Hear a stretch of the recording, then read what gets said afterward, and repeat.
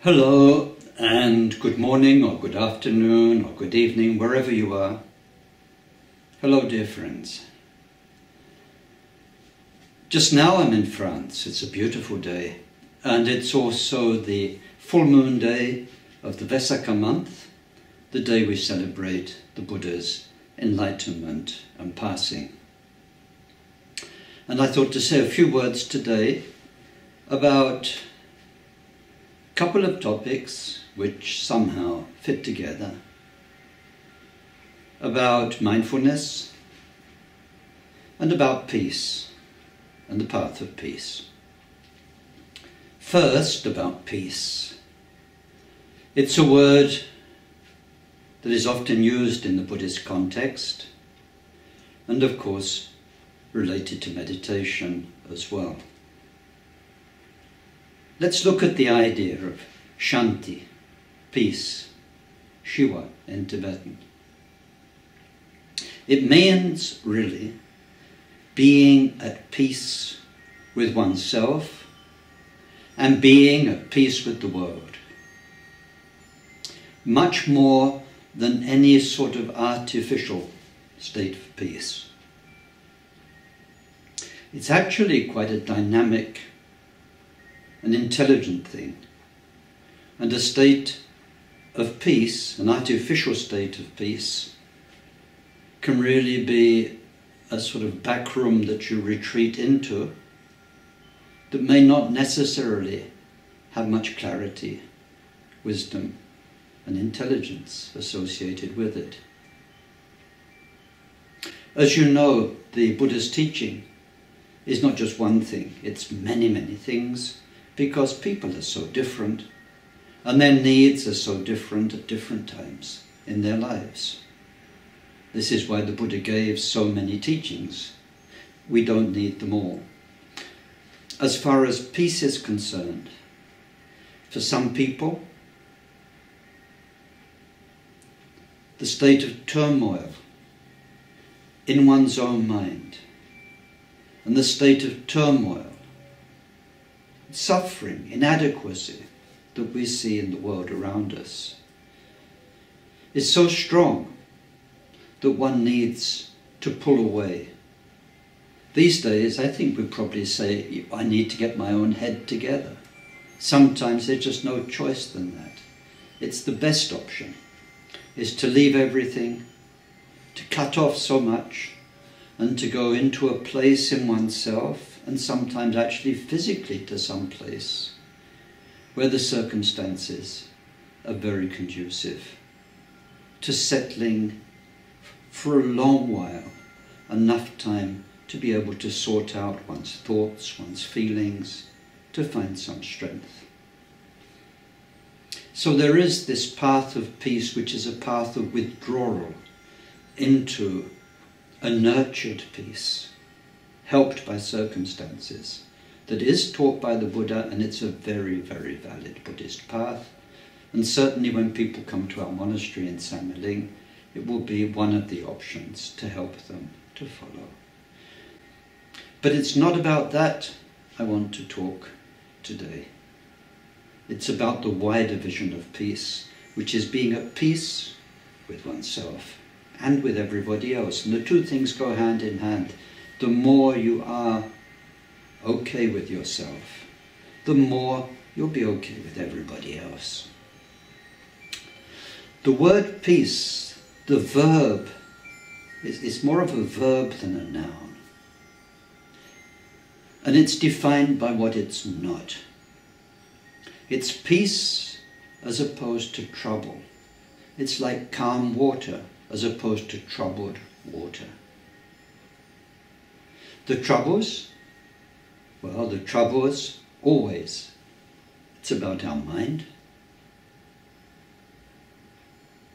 And the troubles are our strong emotions that can be painful, our longings that aren't fulfilled, our anger and frustration with a world which doesn't fit with how we think it ought to be, our jealousy, our loneliness, self-pity, all of these strong sometimes overwhelming feelings. They're the trouble. Not only are they trouble in themselves, but very often they get us into more trouble because we follow up the anger, we follow up the desire, the jealousy, and then we harm others, harm ourselves. The whole thing is a mess. Oh dear. But anyway, there's lots of Buddhist teachings about that. Peace. Peace means resolving that so that you're no longer pulled away by those things. When we look behind those emotions, those strong impulses, there's always a thinking process. And there again, we're not at peace. Either the ideas are fighting each other in our head, and we're pulled one way and the other, or the ideas don't make sense, our cognitive, rational thinking processes are not helpful for us. They're more troubled than calming and supportive and bringers of wisdom. So we want to bring those to peace, so that whether we are thinking, whether we are feeling, we're in the state of harmony. It doesn't mean we don't think. It doesn't mean we don't feel anymore. We become some sort of stone. It means that our thoughts and our feelings are no longer troublemakers. So that's why we have this path of peace, the path of bringing these things to peace. And there are many methods for that. At the foundation of the Buddhist path lies mindfulness. And I know many people inside Buddhism and outside Buddhism, they practice mindfulness. The secular mindfulness, which is so popular these days and so very, very helpful for many people, is just a little bit of Buddhist mindfulness. Buddhist mindfulness might take you years and years and years to master. It's huge. Now this is to put you off. It's very hopeful. It's to show that the mindfulness, the simple elements of mindfulness that are found in secular mindfulness and that are already so helpful for many, many people, that's just the beginning of a remarkable story. Mindfulness is a whole science. And I wanted to end this short conversation this morning here, with just a note about the idea of judgment in mindfulness. Those of you who are practicing secular mindfulness will know that being non-judgmental is very important, and I know many of you have found it very helpful yourselves, and that's true. It's a helpful element that shouldn't be stretched out into a rigid law that confuses you. We need to understand the difference between judgment, very simple, judging oneself and others too harshly, which is not judgment, it's one aspect of judgment, it's harmful judgment, and wisdom, which is very, very much based on our ability to evaluate. There's no mystery to this, it's not complicated. You judge all day long in a very, very helpful way.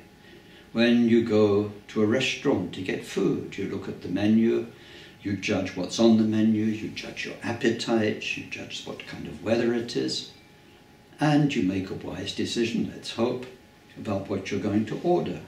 You judge which wine to drink with it, based on the food you're going to eat. All day long we use judgment, and judgment can be used very wisely.